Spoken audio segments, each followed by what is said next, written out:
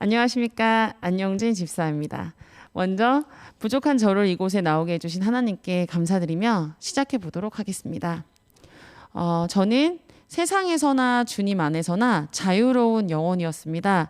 열린교회에 오기 전에도 저는 항상 주님과 관계가 좋았습니다. 감사와 은혜가 너무나 충만하고 기도하면서 살아왔습니다. 주님 앞에는 빚진 자의 모습으로 감사하며 살았습니다. 단 교회는 나가지 않았습니다. 가나안 성도라고 들어보셨나요? 저는 가나안 성도입니다. 마음의 중심은 하나님께 있지만 교회에 나가지 않습니다. 매주 같은 시간에 가서 앉아있는 게 조금 숨막히기도 했고, 어린 시절 시골에서 보아왔던 교회 생활이나 교회 사람들은 그닥 제가 보기에 제 기준이었을지는 모르지만 주님 닮은 모습은 아니었습니다. 상처받기 싫어 피하고 싶고 주님과의 관계를 방해하는 것이 교회이자 교회 사람들은 앞과 뒤가 다른 위선자라는 생각이 자라기 시작합니다. 교회 안에서는 선한 모습, 밖에서는 일반 사람들보다 못한 모습을 보았습니다. 당연히 교회는 나가지 않았죠. 저는 가나안 성도, 반대로 하면 무엇일까요? 안 나가 성도입니다. 교회는 가기 싫어요. 하지만 주님은 사랑해요. 모태신앙으로 태어났지만 저는 어린 시절 교회에 자주 나갈 수 있는 상황은 아니었습니다. 그래도 삶 가운데 주님은 항상 계시는 분이었죠. 나는 크리스천이고 주님의 사랑을 받는 어린 양이었습니다. 하지만 매주 교회를 나가는 사람들 보면 어떻게 저렇게 같은 시간에 같은 곳에 가서 하루 종일 있을 수 있지? 그런 열정은 도대체 어디서 나오는 걸까? 주님 사랑하지만 교회 가고 싶지 않았기 때문에 그분들을 이해할 수 없었습니다. 그러던 어느 날 가슴속 울림에 하나님, 저는 언제쯤 열심히 신앙생활을 할 수 있을까요? 28살일까요? 40살일까요? 이런 말을 제가 한 적이 있어요. 기도하면서. 짧은 기도였지만 20대 초반에 한 기도임에도 기억이 생생합니다. 자, 이때부터 하나님이 저에게 손을 대시기 시작하는 일이 벌어집니다. 교회 생활이나 교회 사람에 대해서 삐딱한 시선을 가지고 있던 저는 대학원을 다닐 때 아프리카 케냐에 혼자 여행을 떠나게 됩니다. 우연하게 알게 된 한국 선교사님을 만나게 되는데 한국 사람이 거의 없는 곳이어서 한국 선교사님이 저에게 연락을 주셨죠. 그분들을 따라 정말 자연스럽게 투르카나에 있는 사막 사역지에 가게 됩니다. 자, 길에서 선교사님을 만나고 선뜻 선교지에 가자고 해서 제가 선교지를 가게 되는 시나리오 상상이 가시나요? 생명이 없는 그곳은 정말 길에 있는 바위, 돌멩이가 까맣게 변할 정도로 생명력이 없는 곳이었습니다. 내가 왜 여기 와 있지? 생각도 하기 전에 정말 땅끝까지 복음이 전파된다는 것을 저는 눈으로 보았고요. 목숨 걸고 사역하시는 선교사님을 보면서 지금까지 가지고 있던 교회, 목회자, 그리고 교회 사람, 신앙에 대한 모든 생각을 바꾸게 됩니다. 그때가 저의 나이 28살 때입니다. 제가 그분들을 만날 줄 알고 케냐에 갔을까요? 하나님께서는 생생히 보여주셨습니다.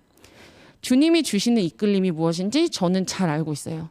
저는 경험했습니다. 왜? 저는 의심이 많은 사람이었으니까요. 그리고 그곳에서 결심합니다. 한국에 돌아가면 교회에 나가야겠다. 저는 한국에서 가장 큰 장로교회인 명성교회에서 훈련을 받으며 신앙생활을 제대로 시작합니다. 교인이 10만 명이 넘는 큰 교회다 보니 배울 것이 정말 많았죠. 교회 다녀보니 정말 기쁘고 주님과의 첫사랑이 빠진 기분에 행복한 하루하루를 살아가야 됩니다. 오, 교회 가는 거 너무 신나. 매주일 교회 가면서 정말 행복했습니다. 1년 정도 훈련을 잘 받고 감사하며 지내는 그 어느 날 2010년이었는데요. 세상에서 가장 사랑하는 남동생이 교통사고로 저희 곁을 떠나는 일이 벌어집니다. 정말 고통스럽고 괴로웠었는데요. 그 후 계속 연락하고 지내던 케냐 선교사님의 제안으로 부모님과 함께 투르카나에 학교도 짓고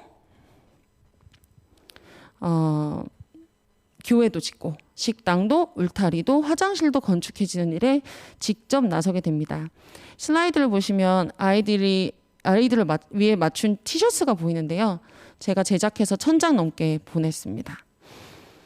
UN 케냐라는 작은 후원단체도 만들어서 스폰도 하게 되죠.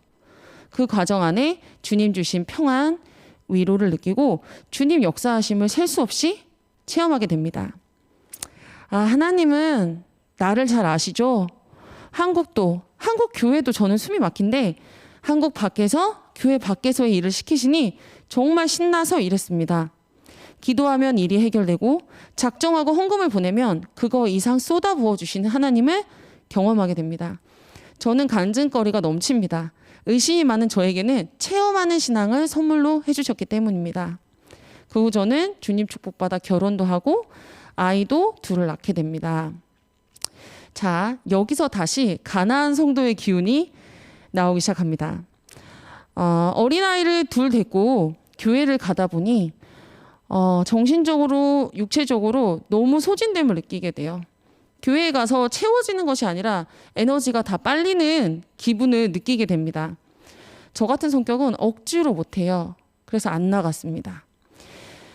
근데 코로나가 터지면서 교회에 안 나간다는 죄책감조차 사라지니까 코로나인데 교회를 어떻게 가? 그럼 교회 사람들은 욕먹는 거야. 난 교회를 안 갈 거야. 하면서 주일이면 집에서 푹 쉬게 되죠.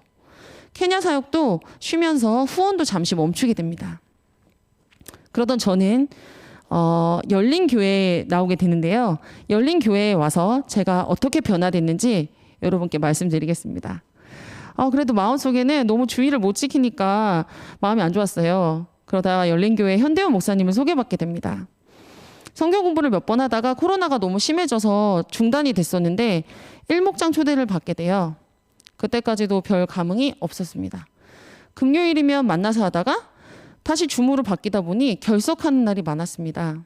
사실 저는 금요일 저녁은 일주일 열심히 살고 친구들 만나서 밤 늦게까지 노는 불금을 즐기는 사람인데 교회 생활이라니 부담스럽기만 했습니다. 그래도 성경 공부에 대한 욕구는 있어서 다른 요일로 해주시면 제가 나가겠다고 했더니 집사님들이 감사하게 저에게 시간을 맞춰주셔서 올 3월부터 평일 시간에 낮 시간에 LT를 시작하게 됩니다.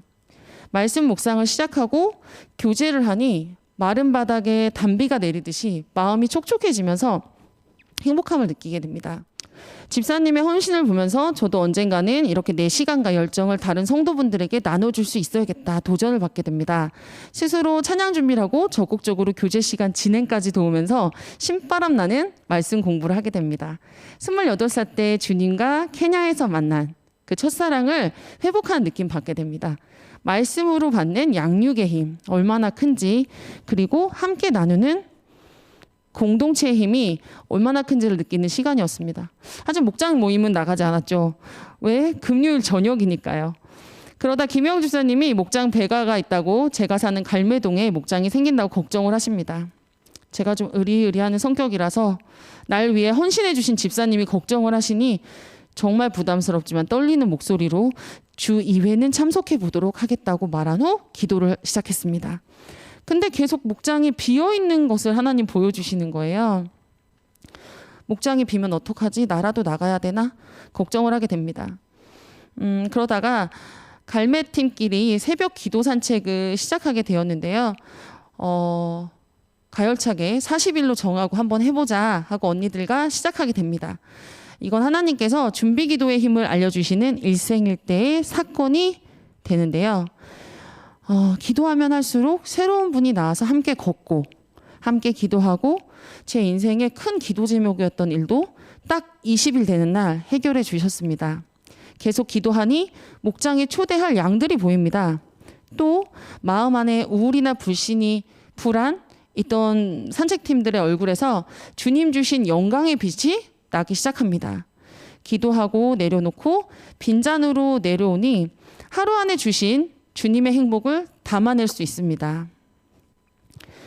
이제는 제가 잘하는 요리로 금요일 대면 예배가 가능할 때 식사 준비하는 꿈까지 꾸게 됩니다. 목장 예배가 언제든지 가능하게 집을 정리해놓고 테이블을 정리해놓고 부지런히 움직입니다. 저는 목장 배가를 통해 말씀의 힘, 공동체의 힘, 그리고 준비 기도의 힘을 배우게 됩니다.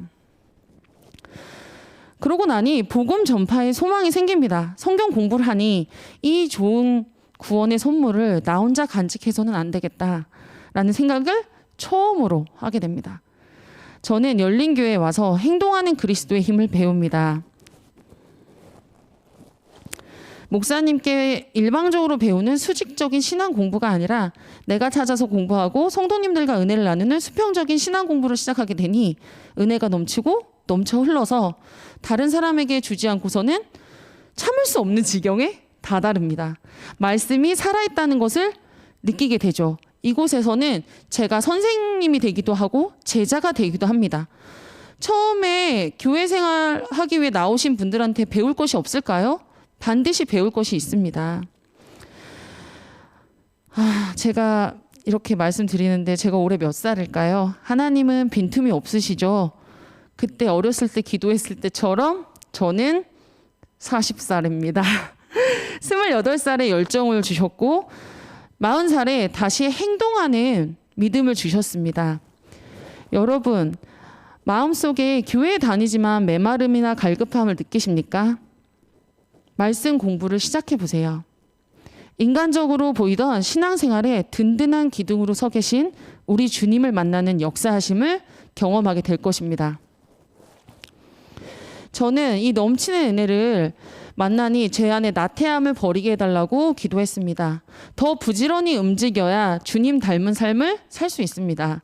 여러분, 말씀 공부하십시오. 그러면 행동하는 그리스도인으로 변화하고 주님의 양을 섬길 수 있는 기쁨을 주십니다. 저는 과거에 마음은 뜨거웠지만 행동하는 데까지는 가지 못했던 부족한 양이었습니다. 지금 내딛는 한 걸음에 주님의 뜻이 있다고 믿고 이곳에 나와 있습니다.